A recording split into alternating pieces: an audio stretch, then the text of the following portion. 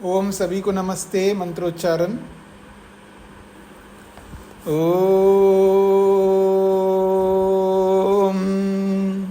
सहना भवतु सहनौ भुनक्तु सह वीर्यं करवावहै तेजस्विनावधीतमस्तु मा विद्विषावहै। ओम शांति शांति शांति। वैशेषिक दर्शन की कक्षा संख्या 99 है। 10वें अध्याय का प्रथम आहनिक चल रहा है। इसके हमने 4 सूत्र पूरे किए। कल के प्रसंग में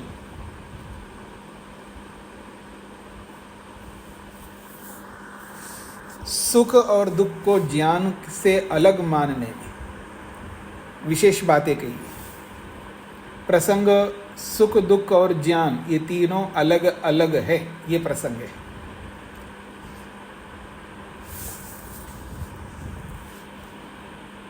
सुख और दुख जो है प्रत्यक्ष से और अनुमान से उत्पन्न होते हैं, ये कल हमने समझने का प्रयत्न किया।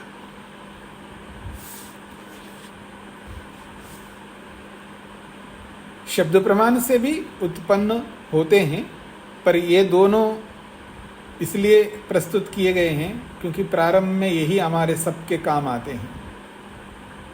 शब्द प्रमाण तो जब शास्त्रों को पढ़ेगा तब उसको सुख मिलेगा। और एक बात, शब्द प्रमाण में जिसको जितना अधिक विश्वास होता है ना, उसको उतना ही अधिक सुख मिलेगा। समस्या ये हमारी कि हम शब्द प्रमाण में बहुत कम विश्वास रखते हैं।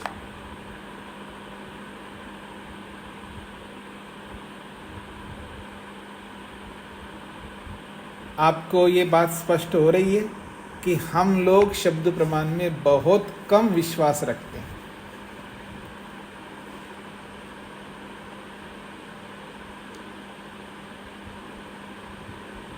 विशेषकर वेद में, वेद भी शब्द प्रमाण है। मनुष्य को यानी आप लोग जो वेदों को नहीं मानते उनको तो छोड़ देते हैं, जो हम लोग हैं जो वेदों को मानते हैं। और कैसे मानते हैं जी आप? वेद सब सत्य विद्याओं का पुस्तक है।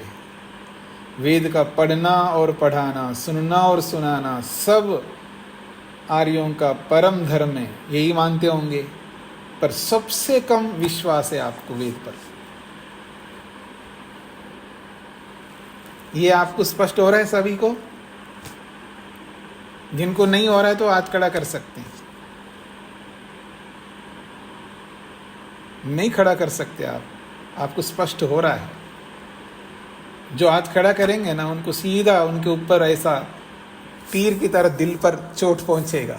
इसलिए आप डरते हुए नहीं हाथ खड़ा कर रहे हैं।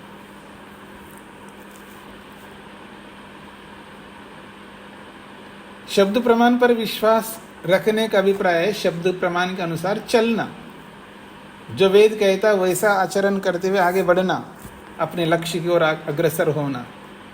हम एक ही जगह अटके हुए हैं, वहां से निकलते नहीं हैं।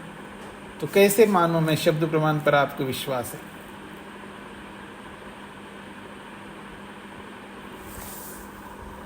तो सुख और दुख की जो निष्पत्ति है, उत्पत्ति है, वो प्रत्यक्ष से, अनुमान से, शब्द से होती है।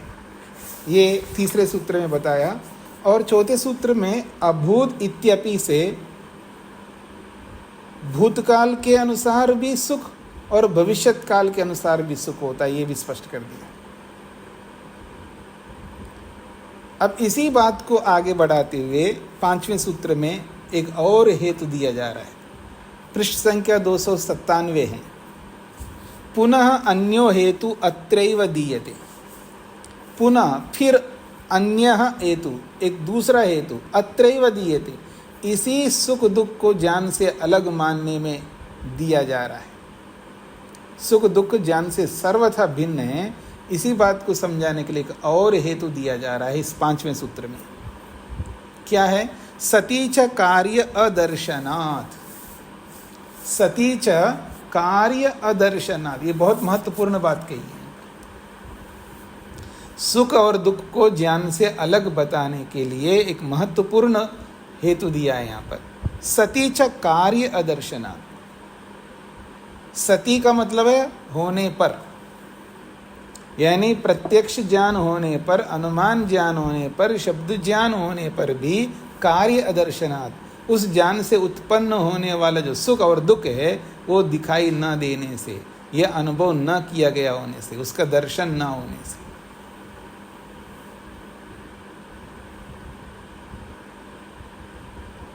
प्रत्यक्ष ज्ञान तो बना रहता है, जितना देर तक प्रत्यक्ष ज्ञान बना रहता, अनुमान ज्ञान बना रहता है, जब तक वो ज्ञान रहता तब तक सुख मिलता रहना चाहिए।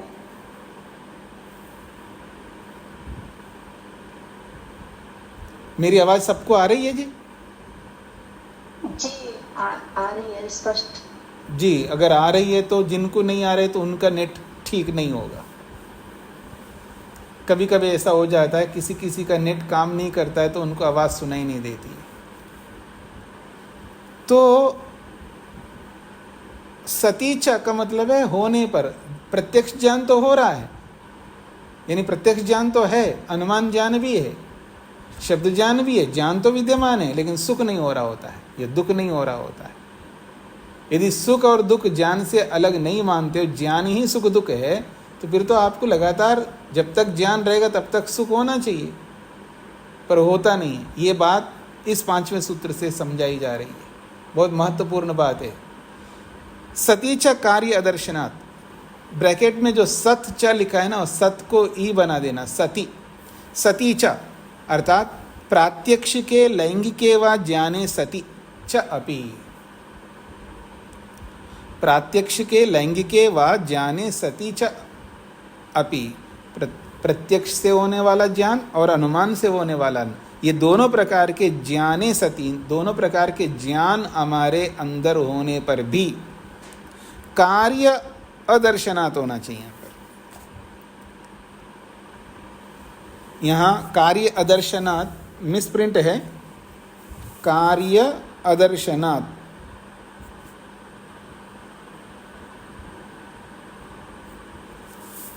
सुख दुःखयो कार्यस्य,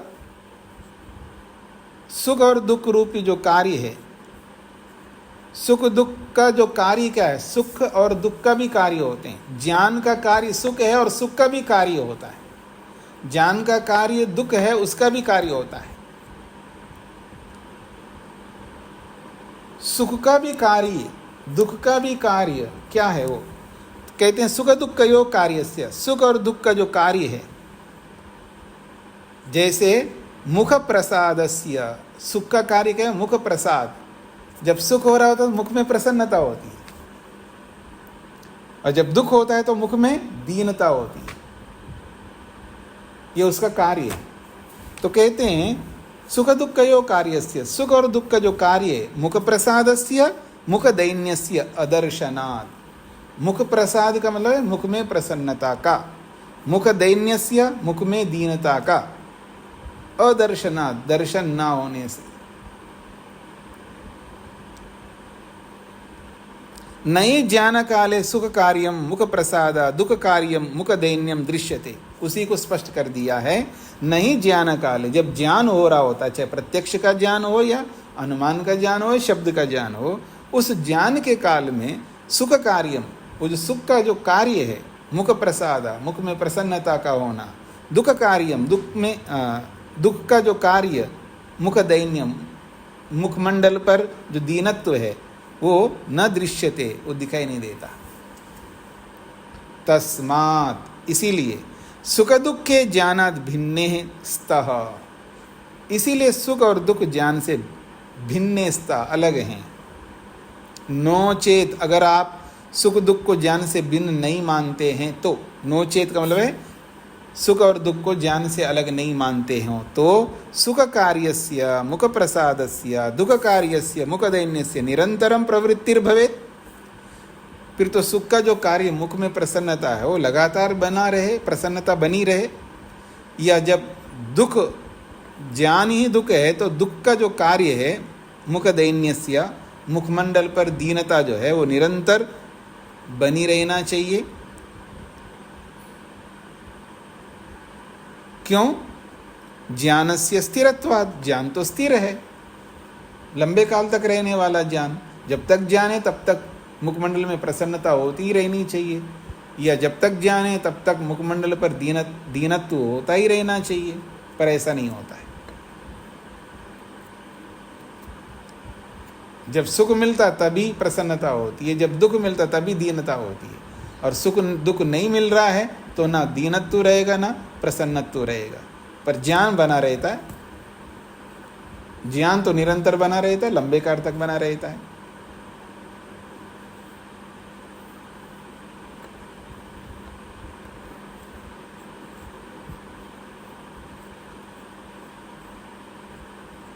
जिनके भी माता पिता आज जिंदा है, मेरे तो नहीं है, जिनके भी माता पिता जिंदा है, प्रत्यक्ष है उनके सामने, सामने है नहीं तो अनुमान है कहीं इधर उधर है, जान तो है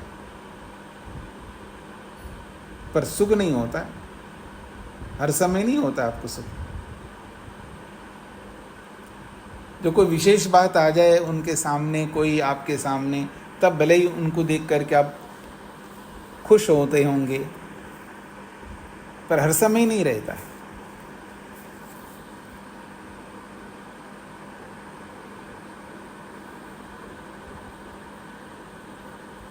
अच्छा, आपको प्रत्यक्ष ही नहीं, आप हो का मतलब है आपका आपकी आत्मा है, आप एक चेतन तत्व है, आपको ये बोध है, ये नहीं प्रत्यक्ष अहमस्मि, मैं हूं, ये अनुभूति होती नहीं होती आपको, तो सुख हो रहा है आपको, ज्ञान तो हमेशा रह रहा है आपको, प्रत्यक्ष ज्ञान है ये नहीं होता है आपको। हाँ, सब मर रहे हो लेकिन आप, हाँ मैं जिंदा हूं, मैं नहीं मरा हूं, तब तो आपको सुख मिलेगा, पर हर समय सुख नहीं मिलता है आपको। मैं मरा नहीं हूं, मैं जिंदा हूं, बच गया, शुक्र है मेरे को भगवान ने बचाया। भगवान ने थोड़ा बचाया आपको, मतलब जिनको जो मर गए उनको भगवान ने मारा है, इसका मतलब ये है। क्या बात करते हैं आप, बात भी सोच समझ करके करना चाहिए। गलत, अब हम लोग कितने झूठ बोलते हैं जी, बहुत बोलते हैं, आपको पता भी नहीं लगता कितने झूठ बोलते हैं आप। जहां भगवान को क्रेडिट देना चाहिए वहां नहीं देते, और जहां नहीं देना चाहिए वह देते रहते हैं। आप उल्टा करते हैं।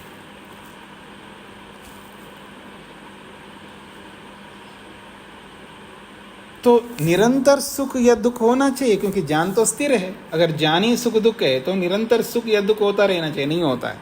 इसलिए ये हेतु दिया है, सती च कार्य अदर्शनात्। सभी को क्लियर हो गया जी, स्पष्ट हो गया? आगे बढ़ूं। अन्यच्च, एक और बात कही जा रही है, अन्यच्च एक और बात। अरुण जी। स्वामी जी नमस्ते। स्वामी जी, यहाँ पर ज्ञान के स्थिर होने का मतलब है ज्ञान लंबे समय तक रहता है या परमानेंटली रहता है, मतलब हमेशा के लिए रहता है? दो प्रकार का ज्ञान है जी। मैं हूं, ये ज्ञान निरंतर बना रहेगा आपका, जब तक आत्मा है तब तक रहेगा, ये स्वाभाविक ज्ञान है। जो नैमित्तिक ज्ञान उत्पन्न करते हैं हम लोग, अच्छा, वो नैमित्तिक ज्ञान लंबे काल तक रहता है। जब तक आप अभ्यास करते रहेंगे तब तक रहेगा, अगर अभ्यास नहीं करोगे तो निकल जाएगा। हम लोग ईश्वर एक है ऐसा अभ्यास करते रहते, बना रहता है। और जब आप अभ्यास नहीं करो, आप और लोगों के साथ घुलते मिलते जाओ, उन्हीं की बात मानते रहो, वो ब्रेन वॉश कर दे आप, तो कल भगवान अनेक मानने लग जाओगे, ऐसा है। तो ये बदलता रहता है, ज्ञान बदलता है ना। जो नैमित्तिक ज्ञान जो हम बाहर से प्राप्त करते हैं वो बदलता रहता है, पर वो लंबे काल तक रह सकता है अगर आप रखना चाहते हैं। जी शकुंतला जी। जी नमस्ते स्वामी जी। जी। यहाँ पर सुख और दुख का तो कार्य बताया, जी।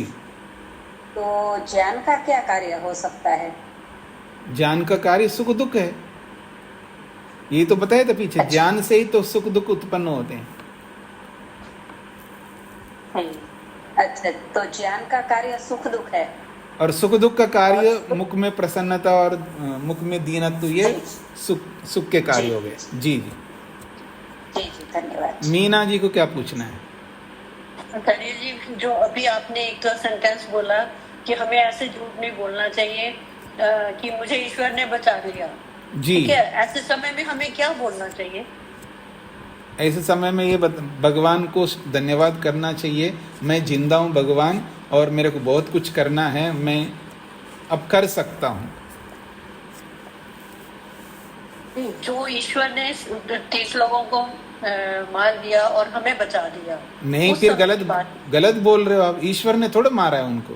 हाँ जी, आपने कहा ना नहीं मारा, तो हमें उसमें प्रॉपर वर्ड क्या है कि हमें क्या सेंटेंस बोलना चाहिए? तो मैंने जो बोला वो आपने सुना नहीं, आप दिमाग में जो रखा है उसी में आपने मन लगा दिया। मैंने ये कहा है तो मैं नहीं मरा हूँ, तो ना मरने के पीछे बहुत सारे कारण होते हैं, उन कारणों से नहीं मरा हूँ। एक बात, अब मैं बच गया हूँ तो परमात्मा को धन्यवाद करो, ये परमात्मा मैं बच गया हूँ, अब मेरे को ये जो जीवन मिला है और ये जो जीवन है, इस जीवन को मैं अपने लक्ष्य के लिए लगाऊंगा, इसको व्यर्थ होने नहीं दूंगा परमात्मा। ये परमात्मा से प्रार्थना करना चाहिए आपको। जी धन्यवाद। नहीं तो क्या आदमी बच गया हूँ वो अलग बात है, जहाँ पर भी ईश्वर का सहयोग रहता, पर इस रूप में सहयोग नहीं होता कि 30 लोगों को मार दिया और मेरे को बचा दिया, ऐसा तो परमात्मा नहीं करता है। तो जहाँ एक्शन होता है वहाँ रिएक्शन होता है, तो जहाँ जहाँ रिएक्शन हुआ वहाँ वो मर गया। मेरे ऊपर रिएक्शन नहीं हुआ तो मैं नहीं मरा, ठीक है ना। सब लोगों को मारने वाला मारता गया और मेरे पास आते खुद मर गया किसी कारण से, तो मैं बच गया, तो मैं ईश्वर ने थोड़ा बचाया। अगर मेरे को बचाया का मतलब उनको मारने में ईश्वर का सहयोग है, ये मानना पड़ेगा आपको। पर ईश्वर ऐसा काम नहीं करता है। तो मैं बच गया हूं तो परमात्मा को धन्यवाद करो, मैं बच गया हूं परमात्मा, अब मैं आपको प्राप्त करने के लिए या मेरे लक्ष्य को पाने के लिए मेरे को मेहनत करना चाहिए। मैं बचा किस लिए हूं? अगर मैं भी मर जाता क्या फर्क पड़ता, लेकिन मैं मरा हूं तो मेरा प्रयोजन है, उस प्रयोजन को पूरा करने के लिए मेरे को मेहनत करना है। हम खा पी करके अपने प्रयोजन के लिए कुछ मेहनत ही नहीं करते हैं। आज भी तो बचे हुए हैं, आज क्यों मरे नहीं हम तक, अब तक हमने नहीं मरे, इसका मतलब हमारा प्रयोजन है। रोज रोज अपनी मृत्यु को सामने रखना, आज मैं मरा नहीं हूं इसका मतलब मेरे कुछ करना है, तो ऐसा सोच करके चलेंगे तो बहुत कुछ कर लेंगे हम लोग। गलत सोच नहीं लाना चाहिए। हाँ जी, हेमा जी को क्या बोलना है? जी नमस्ते स्वामी जी। यहाँ पे एक भगवान शब्द आपने कहा था, भगवान परमात्मा और ईश्वर, क्या हम इन तीनों को एक ही मानेंगे परमात्मा है? नहीं, अगर पर्यायवाची बोलेंगे, भगवान कहो, ईश्वर कहो, परमात्मा कहो, सृष्टिकर्ता कहो, अगर पर्यायवाची के रूप में इन शब्दों का प्रयोग करेंगे तो एक ही होगा। अगर हम इसको भगवान के अर्थ अलग अलग करते हैं, ईश्वर के अर्थ अलग अलग करते हैं, परमात्मा का अर्थ अलग करते हैं, तब तो अलग अलग होंगे। परमात्मा का मतलब है आप सृष्टिकर्ता को कहना चाह रहे हैं, ईश्वर का मतलब ऐश्वर्यशाली को कहना चाह रहे हैं, भगवान का मतलब है बहुत सारे ऐश्वर्यों को रखने वाले को कह रहे हैं, तब तो अलग अलग होंगे। आपको स्पष्ट हो गया? तो स्वामी जी, जैसे यहाँ पे ऐश्वर्यशाली हम किसे मानेंगे? जिसके पास ऐश्वर्य है। तो जैसे श्री राम है, ये भगवान हुए? हाँ बिल्कुल हुए। स्वामी दयानंद भी भगवान हुए हैं, भगवान दयानंद ऐसा भी लिखते हैं, भगवान महावीर ऐसा भी लिखते हैं, भगवान बुद्ध ऐसा भी लिखते हैं। वो तो उनके पास अलग अलग ऐश्वर्य थे, तो आप भी भगवान बन सकते हो। रोज हम प्रार्थना भी करते हैं प्रातःकाल उठ करके, भगएव भगवा अस्तु देवास्तेन वयम भगवन्तः स्याम। ये भगवान तुम तो भगवान हो, मेरे को भी भगवान बनना है। तो भगवान बनना या भगवान किसी को कहना कोई बुरी बात नहीं है, पर उसको सृष्टिकर्ता मानना, उसको परमात्मा मानना, वो बुरी बात है जी। धन्यवाद सर। हाँ जी, तो आगे बढ़ रहा हूँ जी मैं। अन्यच्च एक और बात कहना चाहते हैं। छठा सूत्र, एकार्थ समवायी कारणांतरेषु दृष्टत्वात्। दृष्टत्वात् होना चाहिए, दृष्टवत है ये, दृष्टत्वात् ही होना चाहिए। आ की मात्रा छूट गई जी। एकार्थ समवायी कारणांतरेषु दृष्टत्वात्, वा के बाद में आ की मात्रा।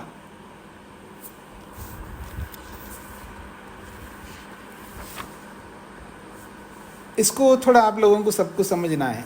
एकार्थ समवायी कारणांतरेषु दृष्टत्वात्, एक अर्थ में समवेत हैं, एक ही अर्थ में बहुत सारी चीजें रह सकती हैं, उसको एकार्थ समवायी कहते हैं। एकार्थ समवायी को समझ लीजिए। अभी आगे दूसरा पाठ, जब दूसरा आहनिक प्रारंभ होगा ना, ये सब बातें आपको समझ में आ जाएंगी। आज ही मैंने अभी कक्षा से थोड़ी देर पहले मैंने आपके ग्रुप में एक भेजा है, उसको आप कक्षा के बाद में खोलिएगा, उसका प्रिंट निकालिएगा और उसको देखो जी। मैं कलाकार नहीं हूँ, क्या कहते हैं, मैं पेंटर नहीं हूँ, मेरे को ड्राइंग नहीं आता है, लेकिन आप में से जिनको भी ड्राइंग आता है और आज के हिसाब से, आज के नई टेक्नोलॉजी के हिसाब से उसको बढ़िया ड्राइंग करके मेरे को भी भेजो, सबको दे देना जो आपको आता है जिनको। ये तो मैं अपने पढ़ने के समय में, जब मैं विद्यार्थी के रूप में पढ़ रहा था, तब मैंने ये बनाया है। ये बहुत काम की चीज़ है। कारण प्रक्रिया भी प्रारंभ होगी।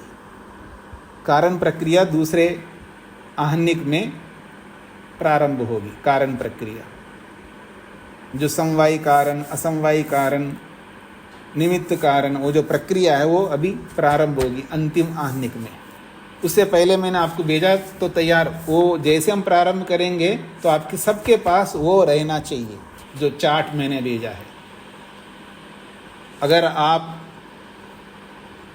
ड्राइंग करना आता है तो आप कर लो, नहीं तो किसी से करवा लो, जैसे भी कर लो, बढ़िया करके रखना है ताकि आपको एकदम समझ में आ सके।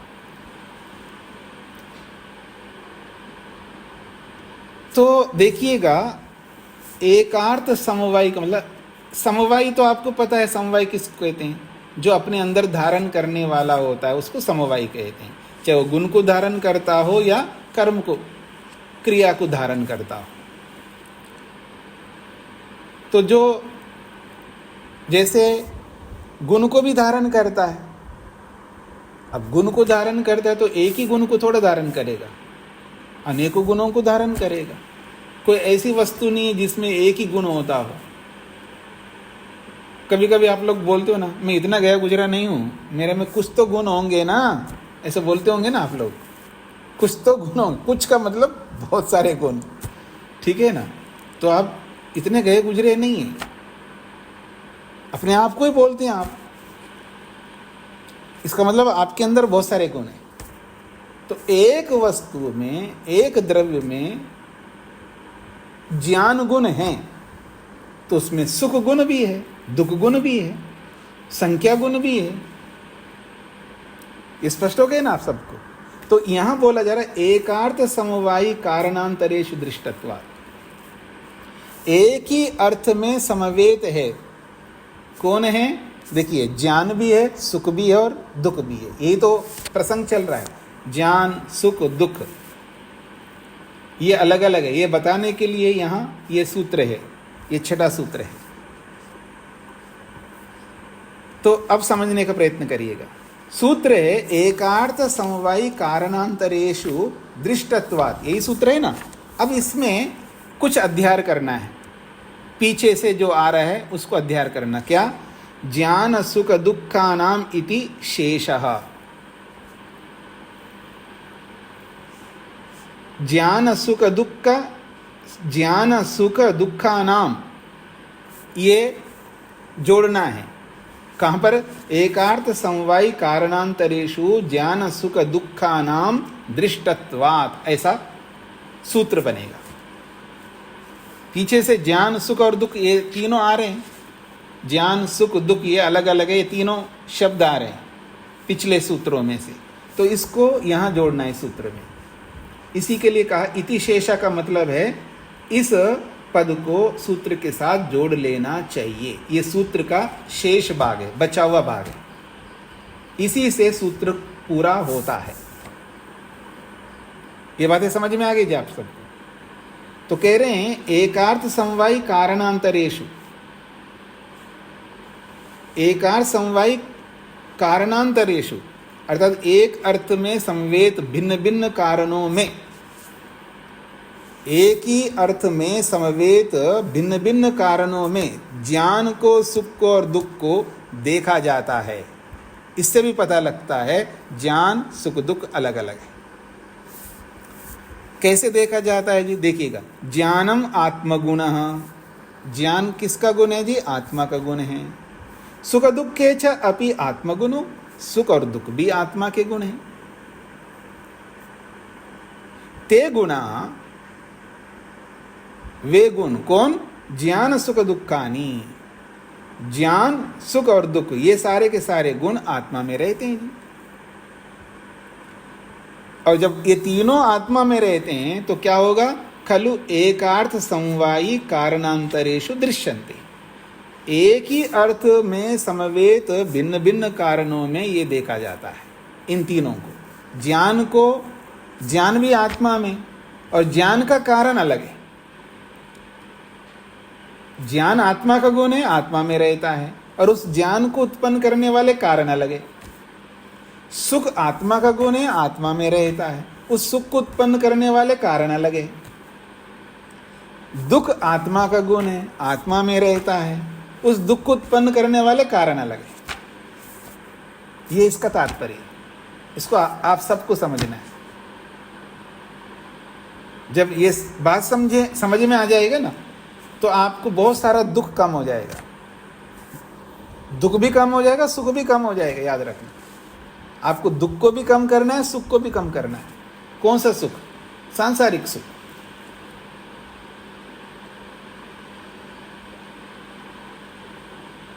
समझ में आ रहा है? दुख को कम करना ये तो आपको समझ में आया हुआ है, लेकिन सुख को भी कम करना ये समझ में आना आवश्यक है। जब हम सांसारिक सुख को कम करेंगे ना, परेशान हो जाएंगे, बेचैन हो जाएंगे, क्योंकि बिना सुख के नहीं रह सकते। फिर ईश्वरीय सुख के प्रति दौड़ लगाएंगे। हम सांसारिक सुख के पीछे दौड़ लगा रहे हैं, उसको कम नहीं कर रहे हैं, इसलिए तो हम ईश्वर की ओर नहीं बढ़ रहे हैं, ईश्वरीय सुख की ओर नहीं बढ़ रहे हैं। हमें सांसारिक सुख को कम करना है। ये किसके लिए बोल रहा हूं? जिसने सांसारिक सुख भोग लिया है उसके लिए। आप तो भोग चुके हैं, इसलिए बोल रहा हूं। जो नहीं भोगा है तो भोग ले पहले, हमें कोई आपत्ति नहीं है।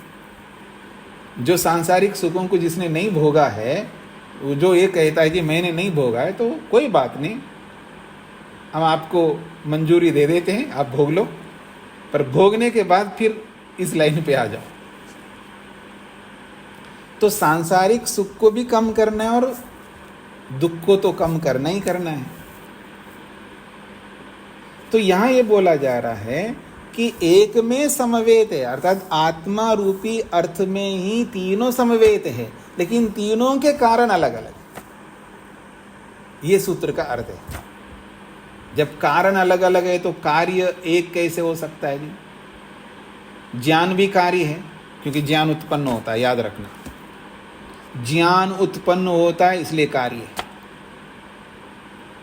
सुख उत्पन्न होता है, कार्य है। दुख उत्पन्न होता है, कार्य है। जब कार्य है तो इसके कारण भी है। अगर ज्ञान सुख दुख एक ही मानते हो तो उसका कारण एक होना चाहिए, लेकिन यह कारण अलग अलग है। कारण अलग अलग है तो कार्य अलग अलग है, इसलिए आप ज्ञान और सुख और दुख को एक नहीं मान सकते। ये इस सूत्र का तात्पर्य है। अब देखिएगा, एकार्थ समवाय को समझा रहे हैं। एकस्मिन् अर्थे खलु आत्मनि समवयन्ति इति। ये एकार्थ समवायी को समझा रहे हैं। एकार्थ समवायी क्या कहते हैं? मतलब एकार्थ समवायी किसको कहते हैं? एकस्मिन् अर्थे, एक ही अर्थ में। वो अर्थ कौन है? खलु आत्मनि, वो निश्चित रूप से आत्मा। एक अर्थ रूपी आत्मा में समवयंती, समवयंती का मतलब रहते हैं। कौन? सुख, दुख और ज्ञान। इसलिए तत्शीलानी, तत्शीलानी आत्मा के शील है, ये आत्मा के स्वभाव है, आत्मा के अंदर रहने वाले हैं। और कारणांतरानी, और वो तीनों अलग अलग कारणों से उत्पन्न होते हैं। कारण अंतरानी का मतलब अलग अलग कारणों से उत्पन्न होते हैं, अर्थात भिन्न भिन्नानि कारणानि, भिन्न भिन्न कारण वाले हैं ये सुख दुख ज्ञान। कौन है? ज्ञान सुख दुख का नाम। ज्ञान सुख और दुख ये तीनों भिन्न भिन्न कारण वाले हैं। यानी तेषु, ऐसे जो सुख दुख है, तेषु दृष्टत्वात्, उन सुख दुखों में वो कारणों को देखा जाने से ज्ञान सुख दुख का नाम, ज्ञान सुख और दुख ये तीनों अलग अलग है। ये इसका तात्पर्य है। और ये पंक्तियां आपको समझ में नहीं आएगी क्योंकि व्याकरण है इसमें, सब में इस ये दो एकस्मिन् अर्थे से लेकर के सुख दुख का नाम तक ये व्याकरण से संबंधित बातें हैं। जो व्याकरण समझता है वो उसको समझ में आ जाएगा सरलता से। और आपको अगर व्याकरण नहीं समझ में आता है तो न समझ में आने दो, छोड़ दो। बस इसका तात्पर्य समझ लो कि ये एक ही अर्थ आत्मा में तीनों रहते हैं और वो तीनों अलग अलग कारणों से उत्पन्न होते हैं। ये आपको समझना, बस इतनी सी बात है। स्पष्ट हो गया जी सभी को? अब इसके कारण क्या क्या है देखिएगा। ज्ञानस्य कारणानि, ज्ञान के कारण है। ज्ञान उत्पन्न होता है, ये आप सबको पता है। और ज्ञान के कारण कौन है? तो ज्ञानस्य कारणानि सन्ति इंद्रियार्थ सन्निकर्षो। इंद्रियार्थ सन्निकर्ष जो है ज्ञान का कारण है। चाहे प्रत्यक्ष ज्ञान का कारण हो, चाहे अनुमान ज्ञान का कारण हो, और शब्द प्रमाण का, तीनों का इंद्रियार्थ सन्निकर्ष होना जरूरी है।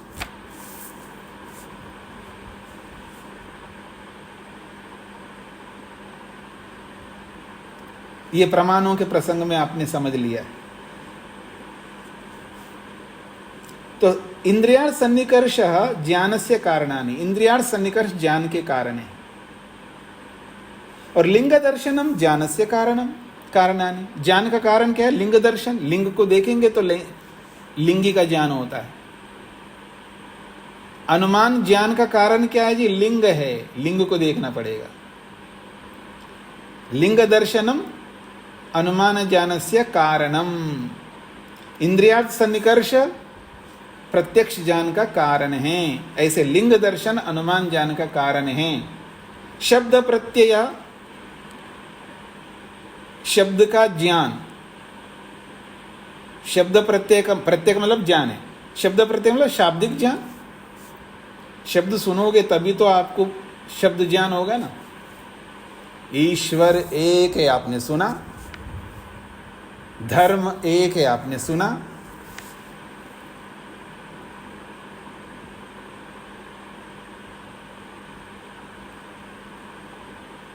शब्द प्रत्यय, शब्द का ज्ञान। शब्द होगा ही तो प्रत्यय ज्ञान होगा ना, उसी को तो शाब्दिक ज्ञान कहते हैं। बिना शब्द के ज्ञान कैसे होगा? शब्द से ही तो शब्द ज्ञान होता है हमको। ये तीनों बात स्पष्ट हो गई जी। यानी ज्ञान को उत्पन्न करने के कारण है यहाँ पर। ज्ञान इन तीनों कारणों से उत्पन्न होता है।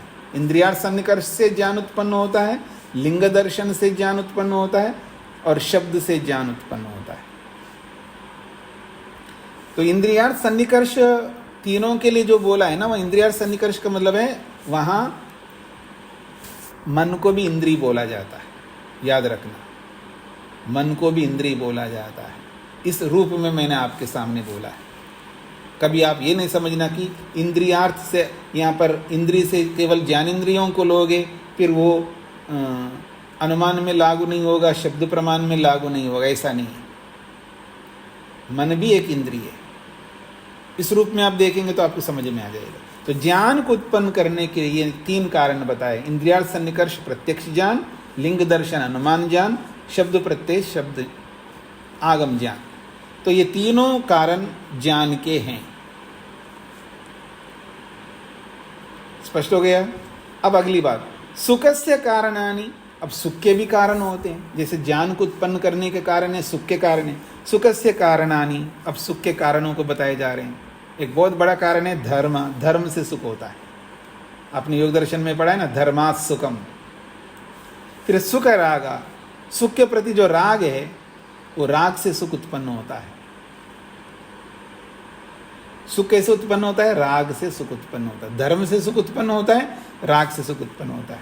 और एक बात, सुख साधन उपार्जन इच्छा प्रयत्नो, सुख के साधनों को अपनाने की इच्छा, उससे भी सुख उत्पन्न होता है। प्रयत्न से भी सुख उत्पन्न होता है।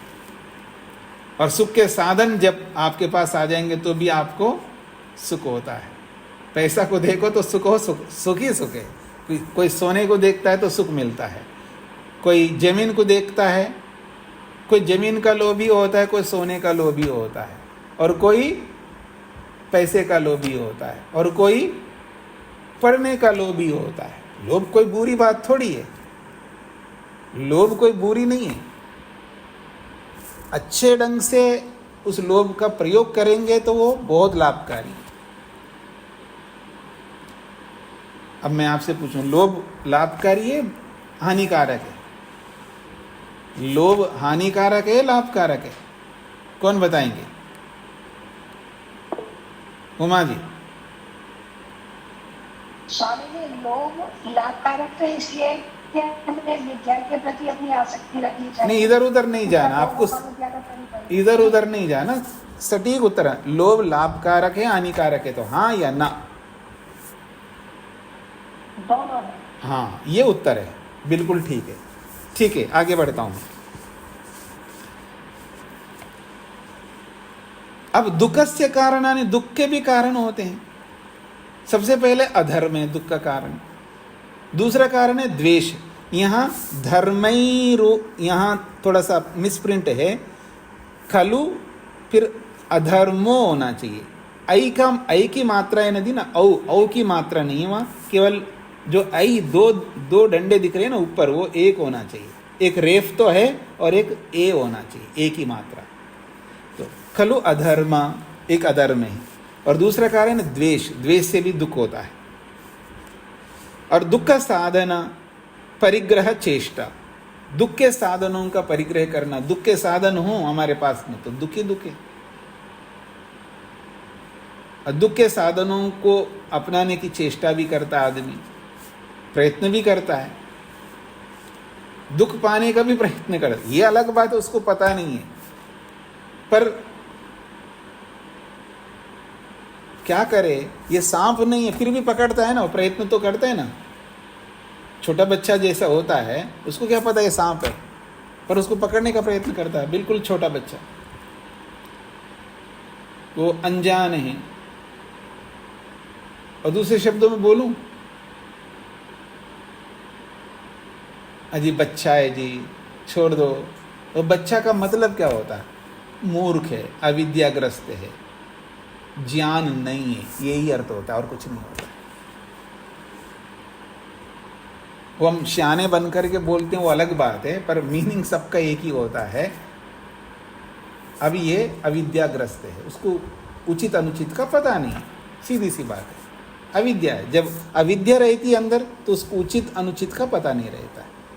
जैसे हम बड़े होकर के भी उचित अनुचित बहुत सारे विषयों में हमें पता नहीं होता, तो अविद्या हमारे में होती है। तो वो बच्चे में भी अविद्या रहती है, दोनों में कोई अंतर नहीं है। तो ये है दुख के कारण। तो दुख के कारण अलग बताए यहाँ, दुख सुख के कारण अलग बताया, और ज्ञान के कारण अलग बताया। एतानि भिन्न भिन्न कारणानि खलु आत्मनि समवेतानि, और ये भिन्न भिन्न कारण जो है आत्मा में विराजमान है, आत्मा के अंदर आश्रित हैं। तेषु भिन्न भिन्नेषु दृश्यमानानि, उनके अलग अलग दिखाई देने के कारण से ज्ञान सुख दुखानि भिन्न भिन्न गुना, इसलिए ज्ञान सुख दुख ये भिन्न भिन्न हैं, अलग अलग गुण हैं। संति आत्मन, और ये सब के सब आत्मा के गुण हैं।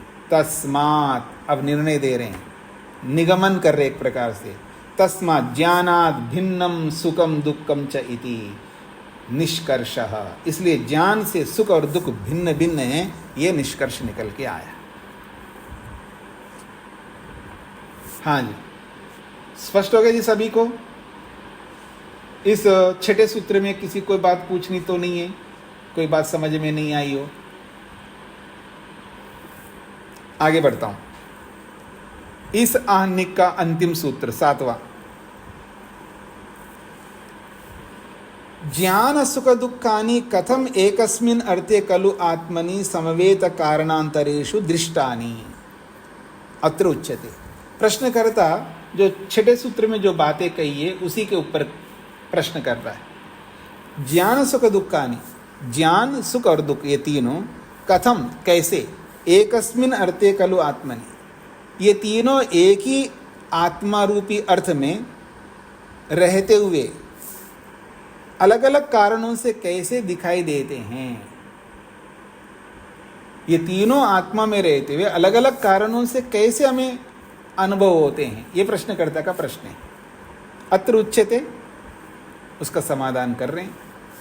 मतलब एक ही आत्मा में है तो एक ही आत्मा में है तो एक ही कारण होना चाहिए, तीनों का अलग अलग कारण क्यों, ये प्रश्नकर्ता का मुख्य मोटिव है। जब एक ही आत्मा में रहते हैं तो तीनों का कारण एक ही होना चाहिए, अलग अलग कारण क्यों, ये प्रश्नकर्ता का प्रश्न है। तो यही कह रहा है, सुख दुख ज्ञानानि, सुख दुख ज्ञान कथम एकस्मिन् अर्थे खलु आत्मनि समवेत कारणांतरेषु दृष्टानि, एक ही अर्थ आत्मा में रहते हुए अलग अलग कारणों से कैसे देखे जा रहे हैं। अलग अलग कारण नहीं होना चाहिए, ये प्रश्नकर्ता का प्रश्न है। तो अत्र उच्चते, तो उसका समाधान दे रहे हैं, बहुत सरलता से दे रहे हैं।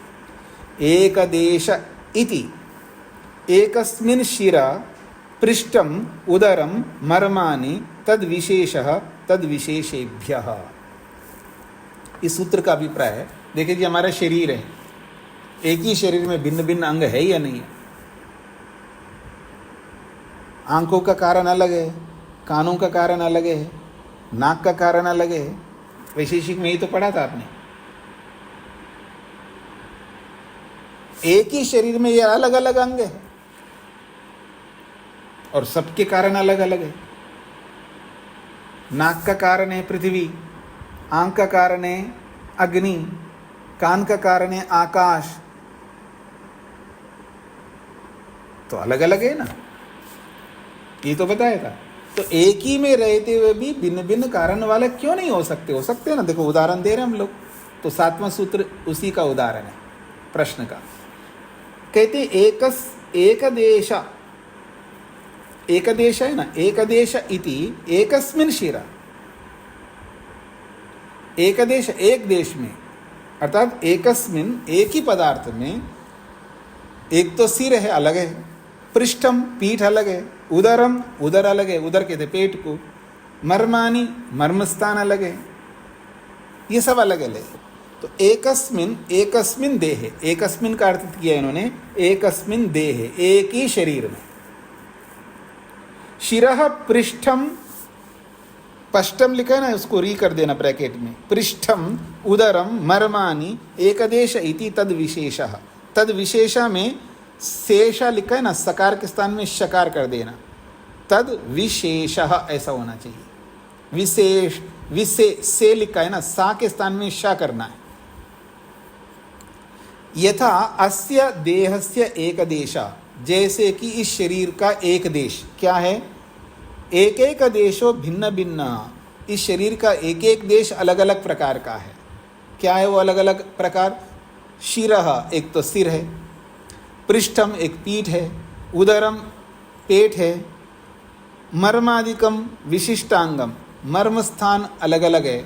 मर्म से कोई गुप्तांग भी लेता है और मर्म से मरने का स्थान भी लेते हैं, वो भी अलग अलग है, गुप्तांग भी ले सकते हो आप। तद विशेषेभ्य, तद भिन्न भिन्न कारणेभ्य सन्ति, ये भिन्न भिन्न कारणों से हैं, मतलब सिर भिन्न कारण से हैं, पीठ भिन्न कारण से हैं, उदर भिन्न कारण से हैं, गुप्तांग भिन्न कारण से हैं। तथैव उसी प्रकार से एकस्मिन् आत्मनि, एक ही आत्मा में भिन्न भिन्न कारणेभ्यो निष्पन्नानि ज्ञान सुख दुखानि सन्ति। ठीक उसी प्रकार से अलग अलग कारणों से आत्मा में ये ज्ञान सुख दुख उत्पन्न होते हैं। भले एक में रहते हैं लेकिन अलग अलग कारणों से उत्पन्न होते हैं। जैसे शरीर में, एक ही शरीर में ये रहते हैं सब, आँख है, नाक है, कान है, एक ही शरीर में रहते हुए भी ये अलग अलग कारणों से उत्पन्न हुए हैं। तस्मात् ज्ञानात् भिन्ने सुख दुखे खलु आत्मगुणौ, इसलिए हमारा निर्णय ये है, अंतिम निष्कर्ष ये है कि ज्ञान से सुख दुख अलग है और आत्मा के गुण हैं। पूरा हो गया आपका ये। किसी को समझ में नहीं आए तो पूछ सकते हैं।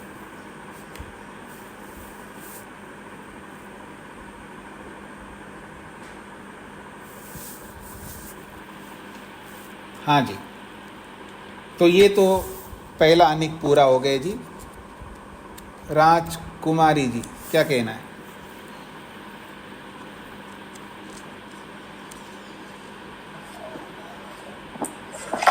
पूज्याचार्य जी नमस्ते, स्वामी जी नमस्ते जी। ये जो छठे में जो तीसरी लाइन में, ऊपर से तीसरी लाइन में 3 आपने उदाहरण दिए, ये लिंग दर्शन और शब्द प्रत्यय, ये लिंग दर्शन का एक आधा उदाहरण समझ नहीं आया। लिंग दर्शन का मतलब लिंग लिंगी, अनुमान में लिंग और लिंगी होता है ना। धुआं लिंग है और अग्नि लिंगी है, तो धुएं को देख करके लिंगी अग्नि का अनुमान होता है। अच्छा, ओ ठीक ठीक ठीक ठीक ठीक हो गया स्वामी जी। शकुंतला जी। हाँ नमस्ते स्वामी जी। जी, मुझे ये शब्द थोड़ा समझना था, कैसे ये बनता है। खलु अधर्मो द्वेषो या अधर्मो द्वेषो? अधर्मों को अलग रखना है और द्वेषों को अलग रखना है, ये मिला के रखा है यहाँ पर। खलु को अलग कर देंगे तो अधर्मो बनेगा। अधर्मो 2 मात्रा होगी या ये एक मात्रा? अधर्मो, मो अलग है, मऊ अलग है। ये मो होना चाहिए, मिसप्रिंट है, मो। अधर्मो, अधर्मो हो गया, फिर उसके बाद स्पेस होगा, फिर द्वेषो, ये अलग है। जी जी ठीक है, धन्यवाद। रेशा जी को क्या पूछना है? जी, छठे में ज्ञान गुण सुख दुख जो भी इसमें समवाय बता रहे हैं, तो ये समझ। समवाय का मतलब है गुण किस में रहता है जी? आप ही बताओ, गुण किस में रहता है? समवाय में, समान में। ने समवाय किसको कहते हैं? द्रव्य को समवाय कहते हैं जी। तो गुण किस में रहते हैं? तो आपको उत्तर होना चाहिए द्रव्य में रहते हैं। तो ज्ञान किस में रहता है? आत्मा रूपी द्रव्य में रहता है। सुख कहाँ रहता है? आत्मा रूपी द्रव्य में रहता है। दुख कहाँ रहता है? आत्मा रूपी द्रव्य में रहता है। तो ये तीनों गुण आत्मा रूपी द्रव्य में रहते हैं। तो तीनों अलग अलग गुण हैं या एक गुण है, ये प्रसंग चल रहा है। प्रश्नकर्ता का कहना तीनों अलग अलग नहीं है, ज्ञान को ही सुख मानो, ज्ञान को ही दुख मानो, ज्ञान से अलग नहीं है सुख दुख। ये प्रश्नकर्ता का प्रश्न है, ये प्रश्नकर्ता का मानना है। और सिद्धांती का मानना है नहीं, तीनों अलग अलग है। तो आत्मा रूपी द्रव्य में तीनों रहते हैं, पर तीनों एक नहीं है, तीनों अलग अलग है। क्यों अलग अलग है? क्योंकि तीनों के कारण अलग अलग है। ये छठे सूत्र में बताया। तो समवायी का मतलब है जिसमें समवेत रहते हैं, जो स्थान देने वाला है उसको समवायी कहते हैं। और गुण को स्थान देने वाला द्रव्य है, इसलिए उसका नाम समवायी है। रेशा जी समझ में आ गया? जी धन्यवाद जी। तो आज इतना ही रखते हैं। जैसा कि मैंने आपको बीच में बोला था, मैंने एक चार्ट भेजा है, उसको आप उतारिए, अच्छे ढंग से उतारिए, खुद उतरवाइए किसी और जो अच्छा ड्राइंग करने वाला है। जैसे वस्त्र लिखा है वहाँ पर जो भी लिखा है उसको वैसा ही दिखना चाहिए, आपका उतारा हुआ इस तरह होना चाहिए। आप खोल करके देखना कि वहाँ जो लिखा हुआ है, दर्शाया हुआ है, वस्त्र लिखा है तो वस्त्र दिखाई देना चाहिए आपके ड्राइंग में, ऐसा बनवा लीजिए। और संयोग दिखा है तो संयोग कैसा संयोग होता है वो दिखाना। जैसे वस्त्र को बुनते हुए जो आड़ा टेढ़ा जो धागे दिखाई देते ना वहाँ पर जुलाई के पास में, तो वैसे संयोग दिखाई देना चाहिए। और तंतु अलग अलग धागे दिखाई देना चाहिए। इस तरह का आप ड्राइंग करवाइएगा।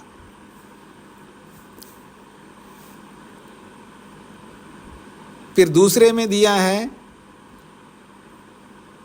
2 आम लिखे हुए, आम या दोनों वस्तुओं का संयोग, चाहे आम का संयोग रखो या कोई भी ऐसा पदार्थ का संयोग रखो, वो करवाइएगा। मतलब ऐसा बढ़िया ड्राइंग करवाइएगा।